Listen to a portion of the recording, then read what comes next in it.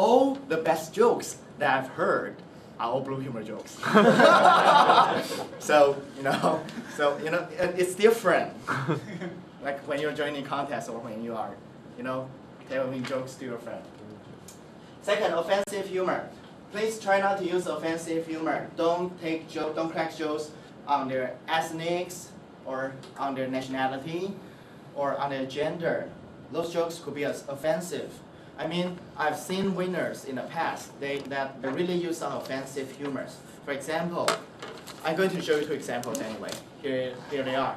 First, Taiwan, where men look like women, and women look like Hello Kitty. Well, this is actually quite humorous the first time you heard it, but later on when I just think again, I don't want to be like women. I don't want people to say that Taiwanese women are just like Hello Kitty. I mean, Taiwanese women, Taiwanese are actually pretty strong.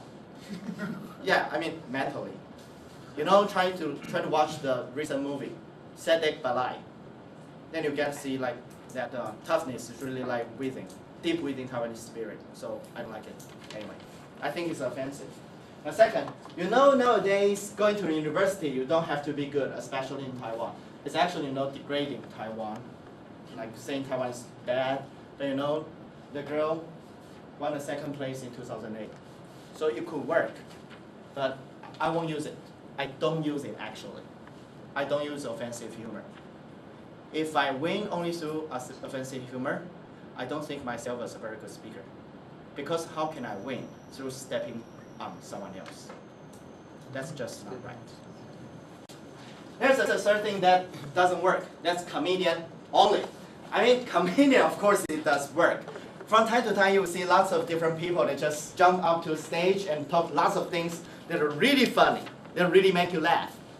And the excitement part is very good. But if you're a comedian only, you are going to lose how many points? Do you still remember? You are going to lose the core message part. That takes up to 15 points. That's going to cost you victory. So don't be a comedian only. So last, I'm going to talk about some of my personal lessons. First, I have an advice to you. That is, I've joined every single competition ever since I joined Toastmaster, which I've already told you in the beginning of my speech. And I've learned one single truth. That is, if you put the victory behind. That is, if you stop thinking about you want to win, then you are going to perform so much better. So, these are some ingredients that you can put into humorous speech. But when you do that, you got to tell yourself, I do this not to win a speech contest. I do this to amuse myself, to enjoy the moment of this life that I'm having, to enjoy those minutes that I stand on the stage. So that when you step down from the stage, you feel it's worth it. You know why?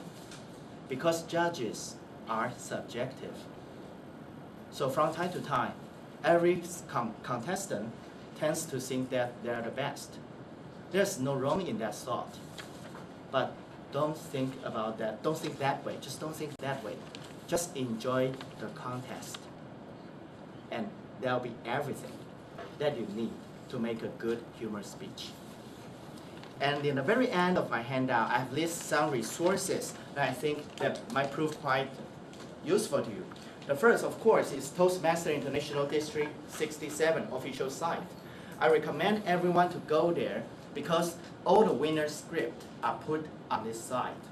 So what are you going to do? I would suggest you go there and take a look at all those scripts that won in the past and find what's in common. There are lots of different things that are in common.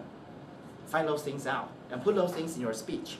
The second, how to write a speech, and the third, Steve Pavlina. These are all websites that provide lots of different information about how to write humorous speech. Most are, Toastmaster oriented. And below the line, you see there are two other sites. For those who are really serious about winning, here are two people actually. The first is Rich Hopkins, the second is Darren LaCroix.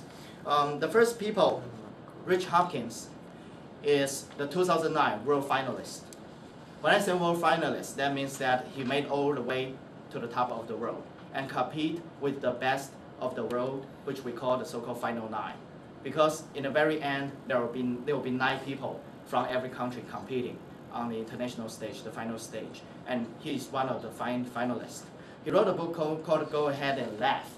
I have it, and it's digital, but I don't think it's right for me to send it to you because actually, he sells this for a living, and it's for $17 US. So if you want it, you can just, look it up. And the second, the Daniel Lacroix is the 2004 world champion. I mean the first one, the world champion of public speaking. He's the first place. He provides all kinds of different trainings in speech, and he specializes in humorous speaking. So these are the resources that I would love to give you. And because, I started at 23, so I guess I can carry on until 53, right? So in the very end, I would love to spend the last 3 minutes telling you a story. Back in 2009, March, that was the first year for me to join the Toastmaster International Speech Contest. And I fought all the way up to the district level, which is the national level. And on the national level, I got to know that I'm going to compete with a super tough contestant. Her name was Sammy Su.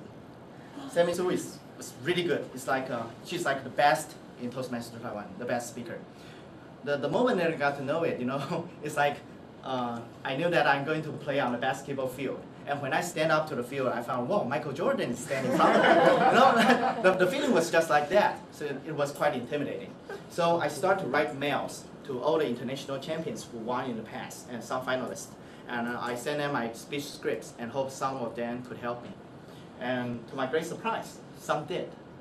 So in Toastmaster, we members are really interested in helping each other. It was quite touching. And the point is, there was a man in Australia. His name was Jack Elliott. He has competed more than 31 years. 31 years. I'm not even that old. I know I look much older. Come on, don't laugh. I don't say that to make a joke, please. But anyway, his name is Jack Elliott. And this year, he wins the championship of the world. And here is a very good piece of advice that he provided me. When the contest ended, I wrote to Jack Elliott because he provided me so much help with my script. Those mails back and forth, there are 70 mails in total. So he really provided me a lot of help. So I wrote back and I told him the result. He asked me 3 questions. First, do you think the judges are fair? The second, do you think that you have done your very best? And the third question is that, if you have any chance, are you going to do it in any other way? And my answer to these 3 questions is, no, I don't think the judge is fair. I don't think they are fair. No, I don't think so. But the thing is, you will never think judges are fair. Judges would never be fair. They are people. People will be subjective. So they won't be fair judging from all different perspectives. It might be fair from this perspective, but it would never be fair from all perspectives. So the first question is actually meaningless. Second question, did I try best? Yes, I did. And did I enjoy it? Yes, I did. And Jack Elliott told me, that's enough. So ladies and gentlemen, I would love to end this with this story.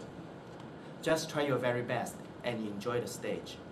No matter you think it's fair or not, it's gonna worth it. Thank you.